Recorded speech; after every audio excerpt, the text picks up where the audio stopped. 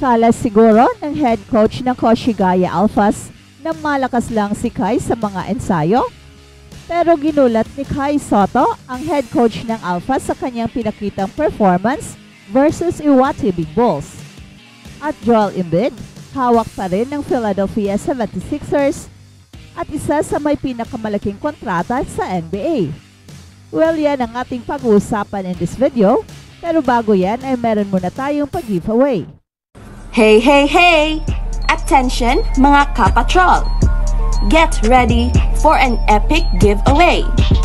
Once Express Info hits 150k subscribers, one lucky winner will win the incredible Oppo Reno 11F 5G smartphone.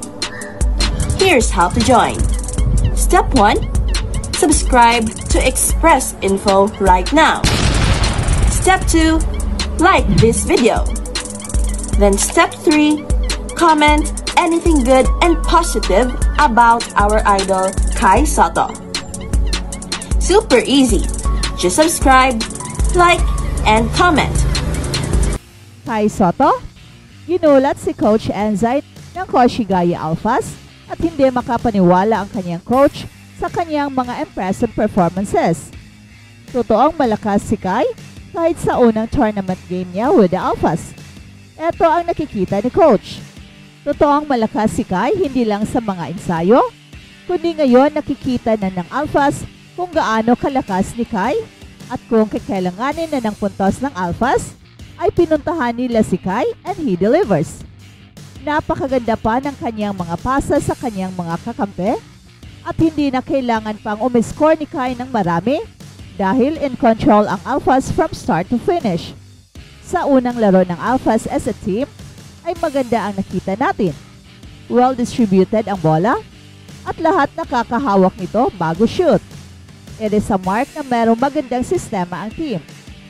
And we all know na isang system player itong si Kai, kaya siguradong malaking tulong ang magandang sistema ng Alphas sa kanyang success at ng buong team. Although hindi pa na-maximize ang lakas ni Kai Soto at Tim Suarez sa ilalim, yet marami tayong nakikitang good signs. Not a perfect game at marami pa ang mga turnovers at kitang-kita na hindi pa talaga nagkaamuyan ang bawat isa. Pero October 5 pa naman ang unang game ng Alphas sa regular season at magagamit nila ang Emperor's Cup upang mag-improve pa ng maigi as a team. Pero for a first game, ay maganda na ang pinakita ng Alphas and considering na low scoring ang laro, yet nakakuha pa rin si Kai ng 14 points, 11 rebounds, 5 blocks and 1 assist. Speaks kung gaano kagaling ni Kai. Partida pa yan, nawala ng konti ang aggressiveness niya after siya nagka-injury scare sa first half. At abangan ang second game ng Alphas mamaya sa Emperor's Cup. At balitang NBA naman. Joel Embiid, Philadelphia 76ers, approves sa 10 billion pesos extension. Wala pang balak umalis ng Philadelphia si Joel Embiid ayon kay Shams Charania ng The Athletic at pumirma na raw ang 2023 MVP ng 3-year, $193 million extension. Joel Embiid says he is signing a contract extension with the Philadelphia 76ers. The one-time NBA MVP will sign a 3-year, $193 million maximum extension with the 76ers. Ayon kay Shams Charania ng The Athletic. At sa hiwalay na ulat ni Tim Bontemps ng ESPN, tatanggihan daw ni Joel Embiid ang $59 million player option sa 2026-27 season para pirmahan ang extension sa bagong deal na may player option siya sa 2028-29 season. Philadelphia is home. I want to be here for the rest of my career. Yan ang post ni Joel Embiid sa Instagram. I love this community and everything you've given me and my family. There is a lot more work to do. You guys deserve a championship and I think we're just getting started. Dagdag pa ni Joel Embiid. Nag-assemble ng team ang Philly para may ipantapat sa Eastern Conference champion na Boston Celtics. Itatambal ng Sixers si Paul George kina Embiid at Tyrese Maxey. Number 3 pick ng Philadelphia si Joel Embiid, 30 years old, noong 2014. At sa huling 7 seasons ay hindi pumalya sa playoffs ang 76ers.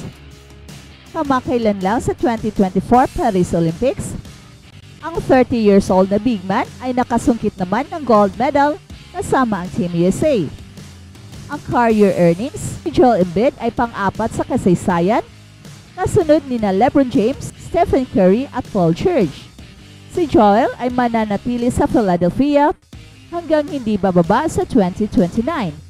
Matapos pumirma ng contract extension sa Philadelphia 76ers nitong Biyernes.